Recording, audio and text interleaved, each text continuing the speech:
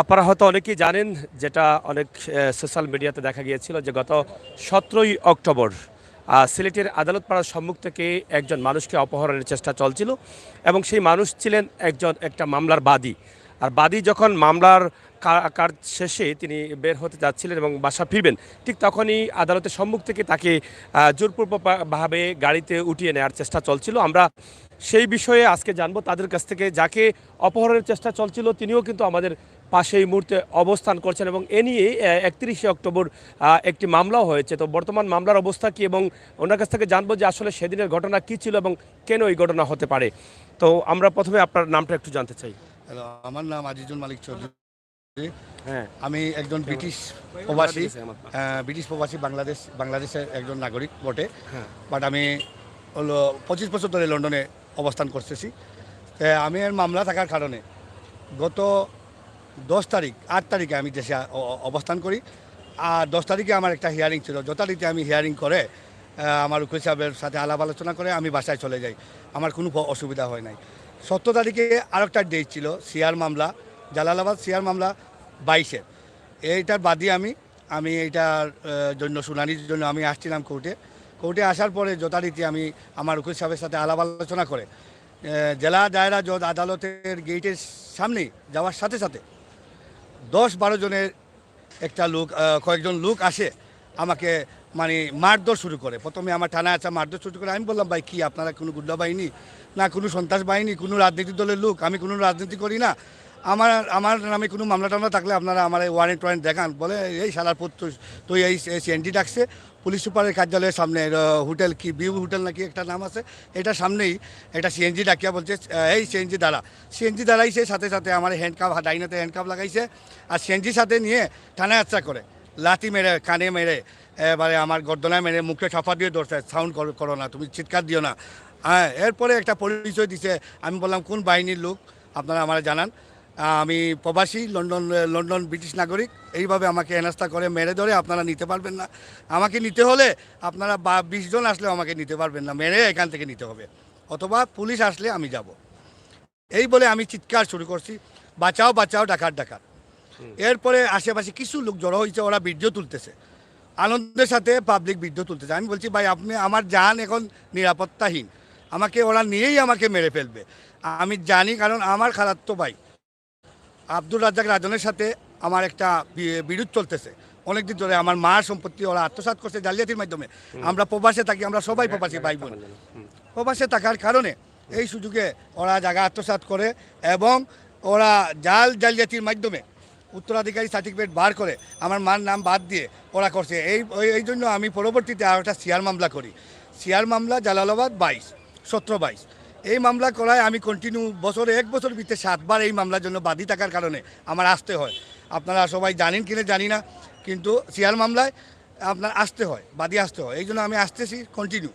মামলা ডেটের 2-3 দিন আগে আমি চলে আসি। এই যথারীতি আমি 8 তারিখে আসি, 10 তারিখে আমার একটা শুনানি করি, 17 তারিখে আমার এই বড় ধরনের একটা বিপদ ঘটে। ওরা আমি দেখছি আমার খালাতো ভাই ওর বাগনা রাফি, ওরা মিলে আরও সন্ধ্যাগুন্ডা কিছু ছিল। আমি চিনি, কিছু চিনি না, বিকজ আমি 25 বছর ধরে লন্ডনে। এই জন্য আমি সবাইকে চিনতে পারছি না।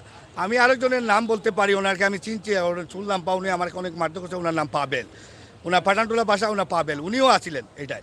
এরপরে আরও হ্যামলেট বাহিনী ছিল। ওরা আমাকে, আমার খালাতো ভাই ওর বাগনা রাফি, ওরা হেমলেট পড়া ছিল। হেমলেট পড়া অবস্থায় আমি কিছু দেখছি, ওর কিছু দাঁড়িয়ে আছে লম্বা, আমি জন্য ওকে শনাক্ত করছি। ও আমাকে আইডেন্টিফাই করে দিছে গুন্ডা বাহিনী আমার চিনে না। আমার ক্যাপ পড়া ছিল মাথায়, আর এই গেঞ্জিটা আমার পড়া ছিল এই দিন। এই জন্য আমি সংবাদ সম্মেলনে এই গেঞ্জি পরছিলাম। আমি অনেক বুঝে পাবলিকের কাছ থেকে জোগাড় করছি। এবং আপনি আদালত পাড়ার আশেপাশে অনেক লোক আছে, সিকিউরিটি আছে, অনেক কিছু আছে, এদেরকে জিজ্ঞেস করলে 17 তারিখের ঘটনা, শৃঙ্খলা বাহিনী, সাংবাদিক বাহিনী এবং আমার দেশের ভাই বোনেরা সবাই জানতে পারবেন। আমি তো এই বিদেশের নাগরিক, আমার কি অপরাধ?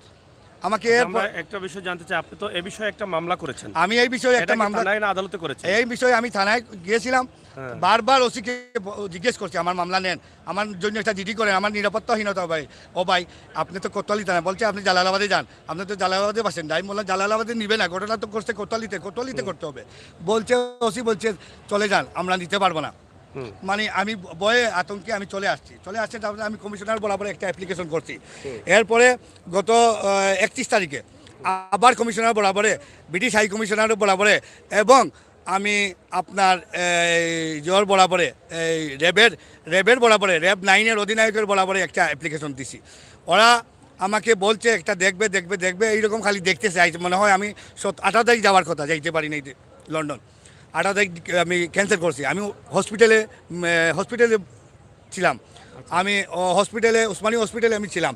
ওরা আমার ট্রিটমেন্ট করছে, হাতে অনেক ব্যথা পাইছি, এই হাতে হ্যান্ডকাপ পরে অনেক মারধর করছে। আরেকটি বিষয় জানতে চাই, আপনি তো মামলা করেছেন, আপনি পিছনে যান জায়গায় থাকেন, আপনি তো মামলা করেছেন, আপনি বলছেন অনেক কিছু ছিলেন, এটা আপনি বলছেন। মামলাতে কয়জনকে আসামি করেছেন? মামলাকে আমি 2 জনকে আসামি করছি। এই 2 জনই আমি সরাসরি ওরা জড়িত। আব্দুল রাজ্জাক রাজন ও সিয়ার মামলায় ও আসামি, 1 নম্বর আসামি। তাদের সাথে আপনার মামলা আছে? মামলা আছে, আগে সিয়ার মামলা আছে, জালালাবাদ সিয়ার মামলা। 2 জনই মামলার আসামি, এবং আপনি অজ্ঞাতনামা আরও রেখেছেন? অজ্ঞাতনামা আরও 10-12 জন লোক ছিল, হেমলেট পিণ্ড, আর কিছু 2-3 জন র্যাবের পরিচয় দিছে। বাট এইটা আমি এখন পর্যন্ত পুলিশ আইডেন্টিফাই করতে পারে নাই, র্যাবও আইডেন্টিফাই করতে পারে নাই। সম্ভবত এখন আমরা এটার জন্য এটা হাত করা পড়াইছে। জি। আচ্ছা, আপনি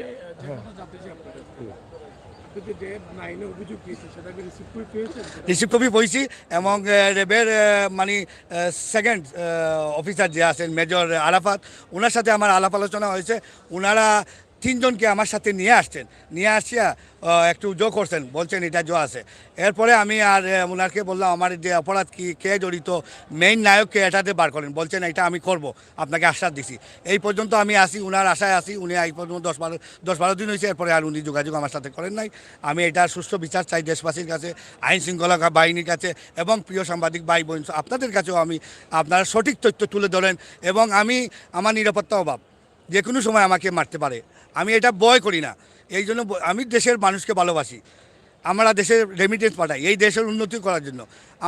আমাদের অপরাধটা কি আমি জানতে চাই সবার কাছে, এবং প্রধানমন্ত্রী শেখ হাসিনার কাছে আমার আকুল আবেদন, আপনি এটা মানে সংশ্লিষ্ট যত সংস্থা আছে সবাইকে জিজ্ঞেস করেন, এলাকার লোকজন আছে সবাই সাথে আপনি মেজ করতে পারেন, করিয়া আমি একটা সুষ্ঠু বিচারের জন্য আমি দাবি জানাচ্ছি। আমার বিরুদ্ধে কোনো মামলা নাই এই পর্যন্ত, ভবিষ্যতে হতে পারে, আমি জানি না। এই পর্যন্ত আমার বিরুদ্ধে কোনো মামলা নাই। আদালতে আমার মামলা ছিল, সিয়ার মামলার বাদী আমি, সিয়ার 17-22 এই মামলা বাদী আমি। জায়গা সম্পত্তির মামলা আছে, এবং ও জালিয়াতি করছে। মামাতো ভাইয়ের সাথে মামলা, খালাত্তো ভাইয়ের সাথে মামলা খালাত্তো ভাই এই জায়গা আত্মসাৎ করছে কৌশলে, এবং জালিয়াতি করছে। আমার মার উত্তরাধিকার সার্টিফিকেটেও জালিয়াতি করছে, এবং একটা উত্তরাধিকার সার্টিফিকেট বা করতে আপনারা জানেন কমিশনারের সিগনেচার লাগে, সাক্ষীদের 2 জন সাক্ষী স্বাক্ষর লাগে।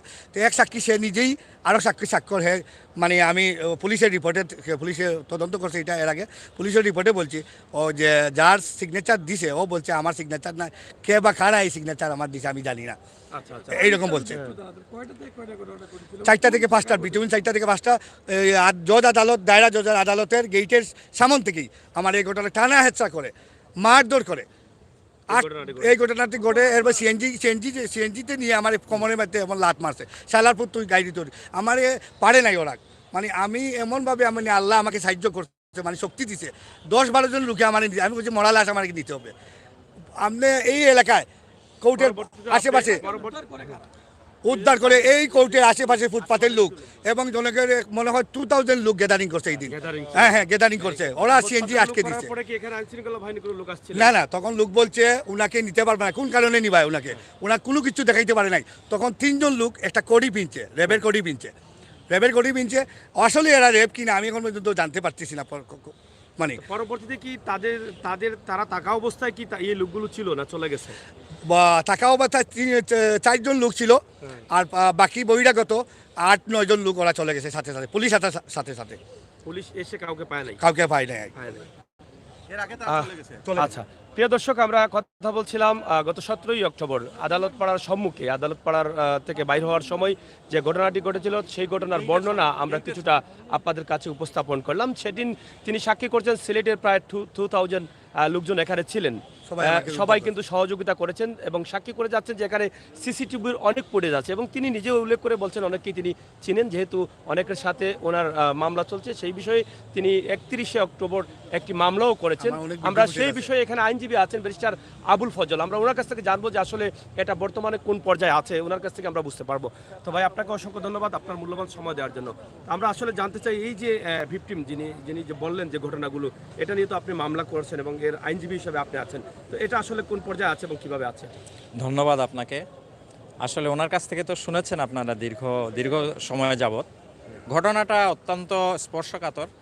ওনারা যারা আমাদের দেশে এদেরকে বলা হয় রেমিটেন্স যোদ্ধা, অনেক কষ্ট করেন, বিদেশের মাটিতে কষ্ট করে দেশে রেমিটেন্স পাঠান, সেই রেমিটেন্সের টাকায় আমাদের দেশের অনেক উন্নয়নমূলক কাজ হয়, সেটা সরকারও ওনাদেরকে সাধুবাদ জানান, সবাই তাদেরকে আমরা ওয়েলকাম জানাই। কিন্তু এই ধরনের একটা ঘটনা, এটা অত্যন্ত লজ্জাকর ঘটনা এবং এটা আসলে আমরা বলতে পারবো না যে এই ধরনের ঘটনা কেন ঘটলো। এই লোকটা একটা মামলার বাদী, 17-22 মামলার বাদী। উনি গেট থেকে বের হওয়ার সাথে সাথে তাকে এভাবে হ্যান্ডকাপ পরিয়ে তাকে গাড়িতে তোলার চেষ্টা, তারপরে একটা সিএনজিতে তোলা হলো। পরবর্তীতে জনগণ যদি না থাকতো ওই দিন, রাস্তার পথচারী যদি না থাকতো তাহলে কিন্তু ওনাকে নিয়ে যেত। রাস্তার পথচারী ছিল, পথচারী থাকার কারণেই রাস্তাটা ব্লক করে দিয়েছে, সেই কারণে উনি কিন্তু মূলত বেঁচে গিয়েছেন। আদারওয়াইজ কিন্তু কি ঘটতো ওনার ভাগ্যে, ওনার কপালে, সেটা কিন্তু আল্লাহ ছাড়া কেউ বলতে পারে না। এবং ওনার বিরুদ্ধে কোনো মামলা নাই।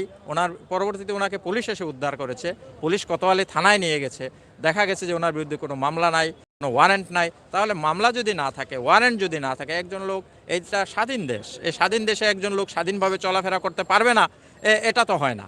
উনি আদালতে আসছেন ওনার মামলার কাজে, আদালত থেকে উনি জাস্ট বের হওয়ার মাত্রই এভাবে ওনাকে আক্রমণ করবে, অ্যাটাক করবে, করে একটা গাড়িতে তুলবে, এটা তো কোনো সভ্য সমাজ এটা মেনে নিতে পারে না।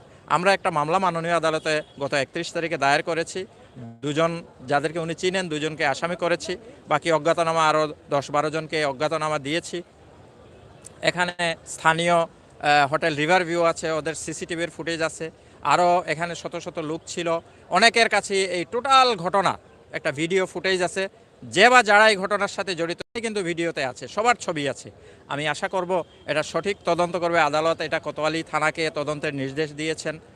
কোতোয়ালি থানা, আমি আশা করব যিনি তদন্ত করেন উনি এটা সুন্দর এবং সঠিকভাবে, নিরপেক্ষভাবে এটা সুন্দর একটা তদন্ত করে মাননীয় আদালত একটা রিপোর্ট দিবেন। একটি বিষয় উঠে আসছে যে র্যাবের পরিচয় রেখে দিয়েছেন, এটা তো আসলে র্যাব হতে পারে, নাও হতে পারে, হতে পারে নাও হতে পারে, হতেও পারে নাও হতে পারে। এটা তদন্তে বের হয়ে আসবে, এটা পুলিশ তদন্ত করুক, যেই হোক, কেউ তো আর আইনের ঊর্ধ্বে না। র্যাব হলেই যে আইনের ঊর্ধ্বে হবে তা তো না, সবাই আইনের অধীনে। সুতরাং এখানে যদি যে কারো যদি সংশ্লিষ্টতা থাকে সেটা অবশ্যই পুলিশ এটা তদন্ত করবে। আমরা মামলায় উল্লেখ করেছি 10-12 জন অজ্ঞাতনামা, এবং আমরা মামলায় বলেছি যে র্যাবের পরিচয় দিয়েছে। এটা বলেছেন আপনাদের মামলার নাম্বারটা 1605/2022 মামলাটা এখন তদন্তাধীন। আদালত আদেশ দিয়েছেন কোতোয়ালি থানাকে এটা তদন্ত করার জন্য। কোতোয়ালি থানা এটা তদন্ত করবে। অপহরণ মামলা হবে, এটা অপহরণের মামলা দিয়েছে। কারণ ওনাকে তো কোনো সুযোগ আছে কিনা যে প্রবাসী নাগরিক হিসাবে বা ব্রিটিশের লিগ্যাল নাগরিক হিসাবে এখানে কোনো আদালতে কোনো ধরনের সুযোগ নেওয়া যায়? আদালতে এই ধরনের তো আইনের চোখে তো সবাই সমান। উনি ব্রিটিশ নাগরিক না, উনি ব্রিটিশ বাংলাদেশি। সুতরাং আমরা এখানে আমাদের যে অধিকার, যতটুকু অধিকার আমাদের সাংবিধানিক অধিকার আছে, ওনারও ঠিক ততটুকু অধিকার আছে।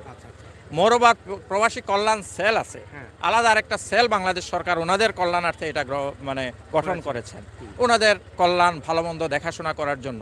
তাছাড়াও আমরা বিভিন্ন সভা সেমিনারে দেখি পুলিশের ঊর্ধ্বতন কর্তৃপক্ষরাও বলেন যে যেহেতু সিলেট বিভাগটা হচ্ছে একটা প্রবাসী অধ্যুষিত এলাকা, সেখানে প্রবাসীদেরকে অনেক মূল্যায়ন করা হয়। পুলিশ সুপার বলেন, উপপুলিশ কমিশনার বলেন, পুলিশ কমিশনার, সবাই কিন্তু প্রবাসীদেরকে মূল্যায়ন করেন। আমি আশা রাখবো উনি যত জায়গায় গিয়েছেন বলেছেন, সবাই ওনার বিষয়টা অত্যন্ত সুন্দরভাবে দেখবেন এবং উনি আশা করবো উনি ন্যায় বিচার থেকে বঞ্চিত হবেন না। ধন্যবাদ আপনাকে। ধন্যবাদ। প্রিয় দর্শক, আমরা কথা বলছিলাম যিনি 17 অক্টোবর অপহরণের শিকার হতে যাচ্ছিলেন, হাজার হাজার জনতার উপস্থিতিতে তিনি রক্ষা পেয়েছেন। তিনি বর্তমানে সিলেট আদালতে একটি মামলাও করেছেন। সেই মামলার দায়িত্বে যিনি আছেন আমাদের আইনজীবী ব্যারিস্টার আবুল ফজল, ওনার কাছ থেকে এই বিষয়গুলো আমরা ক্লিয়ার শুনলাম এবং ওনার কাছ থেকেও জেনেছি যে আসলে কীভাবে ঘটনাটি সেদিন ঘটেছিল এবং কেন ঘটেছিল। আসলে আমরা শুধু এই কথাগুলো উপস্থাপন করেছি। আপনারা দেশে বিদেশে যারা আছেন অবশ্যই আপনাদের মতামত কমেন্ট বক্সে লিখবেন। আইন যেহেতু মামলা হয়েছে, আইন শৃঙ্খলার দায়িত্বে আছেন, তারা এটা আসলে তদন্ত সাপেক্ষে দেখবেন আসলে কারা দোষী কারা নির্দোষ। আসলে আমরা এখান থেকে কাউকে দোষী বলছি না এবং কাউকে দোষী বলতেও পারবো না, যেহেতু এটা আইনে আছে। তাই আমরা আজকে তাদের বিষয়গুলো উপস্থাপন করেছি। আইন শৃঙ্খলা বাহিনীর কাছে ব্যারিস্টার আবুল ফজর বা যিনি ভিকটিম, ওনারও কিন্তু বক্তব্য হয়েছে যে সুস্থ তদন্তের সাপেক্ষে যারা দোষী আছেন তাদেরকে যেন এই আইনের আওতায় নিয়ে আসা হয়। হ্যাঁ বলেন। আমি আরও দুটা কথা দেশবাসীর উদ্দেশ্যে বলবো। আমি শুধু এই দেশে আমি এখন পর্যন্ত আসি মামলা করছে, আমাকে অনেকে বই ভীতি দেখাইছে যে মামলা করো না, এই করলে সেই হবে, তোমাকে মেরে ফেলবে, তুমি চলে যাও দেশে। ব্রিটিশ হাই কমিশনে আমার বলছে তুমি একটা মামলা করো, করে তুমি দ্রুত গতিতে দেশ ত্যাগ করো। এই জন্য আমি ওদের কারণে আমি মামলায় বাধ্য হয়েছি। ব্রিটিশ হাই কমিশনে আমার 2বার ফোন দিছে, কন্টিনিউ ওরা আমার ইমেইলের মাধ্যমে যোগাযোগ করছে, তুমি কী সিচুয়েশন আছো জানাও। ব্রিটিশ হাই কমিশন পুলিশ কমিশনারের ডাইরেক্ট ফোন দিয়ে আমার আবার জানাইছে। আমি পুলিশ কমিশনার বলছি তোমার নিরাপত্তা যেন তোমার আর কেউ কিছু না করতে পারে, এই জন্য ওরা পুলিশ কমিশনারের বরাবরে একটা ইমেইলও দিছে এবং ফোনও করছে। আমি পুলিশ কমিশনার মহোদয়ের কাছে ব্রিটিশ হাই কমিশন থেকে ফোন আইছে। তো উনিও আমারে বলছেন আমি সর্বদা আপনাকে সহযোগিতা করবো। পুলিশ কমিশনার আমার 5 মিনিট সময় দিচ্ছেন, 5 মিনিটের ভিতরে বলছেন আপনি কোনো নিশ্চিন্তের মধ্যে আপনি থাকেন, সব ধরনের আপনার মোবাইল পর্যন্ত আমরা নম্বর রাখছি, সব উনার নম্বর আমার দিচ্ছেন, পার্সোনাল নম্বর দিচ্ছেন পুলিশ কমিশনার সাহেব। এবং র্যাবের 9-এর টুয়াইস উনি যে ওনার নাম মেজর আরাফাত, উনিও আমার নম্বর দিচ্ছেন, ফোন নম্বর দিচ্ছেন। উনিও বলছেন ভাই আপনার যদি কোনো অসুবিধা হয় সাথে সাথে আমার সাথে যোগাযোগ করবেন। যদি এরা রেবেল হয়ে থাকে তদন্ত করব, আমরা নীরবে তদন্ত করব। যদি রেবেল হয়ে থাকে ওদের উপযুক্ত শাস্তি দেবো। আর পিছন থেকে যারা গুটি চাল দিছে, এদের আইডেন্টিফাই করে দিছে আপনাকে, এদেরকেও আমি ছাড়বো না, আমরা রেবে ছাড়বো না। আপনি আমাদের সহযোগিতা করবেন। এই রেবেও আমার এইজন 1 ঘন্টা রেবে আমার সময় দিছে। এই যে আরাফাত সাহেব, মেজর আরাফাত টুয়াইস, উনারে আমি অনেক ধন্যবাদ। আর একটা জিনিস আমি ভুলে গেছি আপনাদের দেশবাসীর কাছে উদ্দেশ্য বলবো যে পুলিশ ভাইরা আমারে এসে নিয়ে গেল থানাতে নেওয়া যাওয়ার বাদে পাবলিকে সবাই দিচ্ছে না, বলছে না আপনারা ওরাও নিয়ে মেরে ফেলবে। আমি বলছি ভাই আমারে মারবে না, পুলিশ আসছে, আমি আর যাবো এখন। ওকে সিভিল ড্রেসে ছিল একজন পুলিশ সাব ইন্সপেক্টর, ওনার নাম আমি লাইভের মধ্যে বলতেছি না। উনি আমাকে থানায় কোতোয়ালিতে নিয়ে গেলেন। উনি বন্দরবাজার পুলিশের সাব ইন্সপেক্টর। যখন আমার কোতোয়ালিতে নিয়ে গেলেন, তার দায়িত্ব ছিল আমি একজন ব্রিটিশ নাগরিক পরিচয় দেওয়ার পরে এরপরে উনি আমাকে এই 4 জনের হাতে পরিচয়কারী 4 জনের হাতে আবার তুলে দিয়ে আসলেন। ওরা কি করলো, ওরা আমাকে বলছে তোমার জানে মেরে ফেলবো, ক্রস ফায়ার করবো, তুমি এই সাদা কাগজ দস্তখত দাও। একটা দস্তখত সাদা কাগজে নিল। বললাম ভাই আমার 50,000 টাকা মোবাইল, সাথে সাথে আমার মোবাইল দিয়ে দিছে, কিন্তু 50,000 টাকা বলছে আমি ভাই আমরা তো নেই নাই। পকেটে আমার এই যে এইরকম জিনিসের প্যাকেট, কালার জিনিসের প্যান্ট ছিল, এইরকম আমি মোবাইল দিছে ওরা, এই সাথে আমার এইরকম টাকা থাকে আমার পকেটে সবসময়, 50,000-60,000 টাকা আমার লগে থাকে। তো আমি এইরকম বলছি, বলার সাথে সাথে আমি বলে ভাই টাকা পয়সা তো আমি নেই নাই, আপনি টাকা দস্তখত দেন, নাইলে আপনি বাঁচতে পারবেন না। কিন্তু পুলিশের ডিউটি অফিসারে বলছে আমার নাম এন্ট্রি করে, আমার নাম এন্ট্রি করে বলছেন। এটা আমরা আপনিও বলেছেন, আমার আইনজীবীও বলেছেন যে এটা আইনজীবী হিসেবে ওনার দাবি হচ্ছে যে একজন ব্রিটিশ বাংলাদেশি আপনি, যেহেতু আপনার এই দেশে আপনারা একজন রেমিটেশন যোদ্ধা এবং সরকারও আপনাদেরকে মূল্যায়ন করছে এবং আলাদা একটি সেলস করছেন সরকার আপনাদেরকে সহযোগিতা করার জন্য, এটা তদন্ত সাবেকি জন্য এই বিষয়টা উঠে আসে। আসলে যেহেতু আপনাকে আমাদের সিলেটের মাননীয় পুলিশ কমিশনার মহোদয় আশ্বস্ত করেছেন, র্যাবের প্রধান আশ্বস্ত করেছেন, আমরা মনে করি এটির একটি সুস্থ তদন্ত হবে ইনশাল্লাহ এবং আপনারা সুবিচার পাবেন, যেটা আমাদের আইনজীবীও বলেছেন। তো প্রিয় দর্শক, এই ছিল আমাদের আজকের ভিডিও। আপনারা যারা আছেন অবশ্যই শেয়ার করবেন, সাথে থাকবেন। আমরা আজকে সিলেটের ম্যাগাজিন ইউটিউব চ্যানেল, সিলেটের গতি ফেসবুক পেজ এবং সুনামগঞ্জ থেকে সরাসরি আদালতপাড়া থেকে এই ভিডিওটি আপনাদের কাছে উপস্থাপন করছি। ভুল প্রার্থী হলে ক্ষমা সুন্দর দৃষ্টিতে দেখবেন। ভালো থাকবেন, নিরাপদ থাকবেন, সুস্থ থাকবেন। আল্লাহ হাফেজ।